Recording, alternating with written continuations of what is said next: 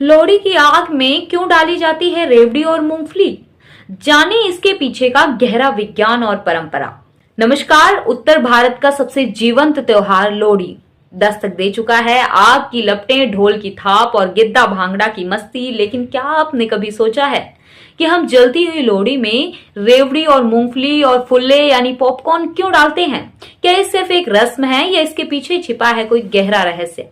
नमस्कार, मैं दीपाली सिंह। आज जानना जरूरी है कि इस कड़ी में हम लोहड़ी की अग्नि के पीछे के असली सच को जानेंगे। लोहड़ी का त्योहार सीधे तौर पर हमारी धरती और फसल से जुड़ा है।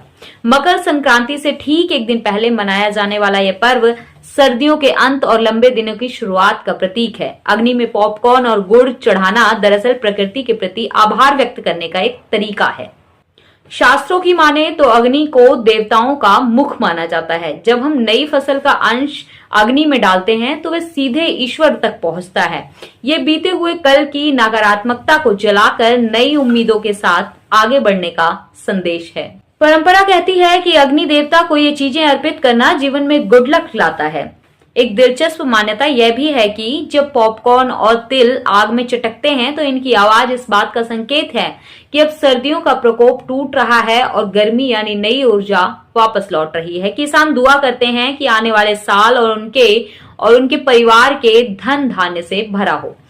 सिर्फ रस्म ही नहीं, सेहत के नजरिए से भी ये फुल्ले कमाल के हैं। ये लो कैलोरी स्नैक, फाइबर और एंटीऑक्सीडेंट से भरपूर होते हैं जो सर्दियों में हमारे शरीर को सुरक्षित रखते हैं। इसके साथ ही आग के चारों ओर इकट्ठा होना आपसी प्रेम और भाईचारे का प्रतीक है।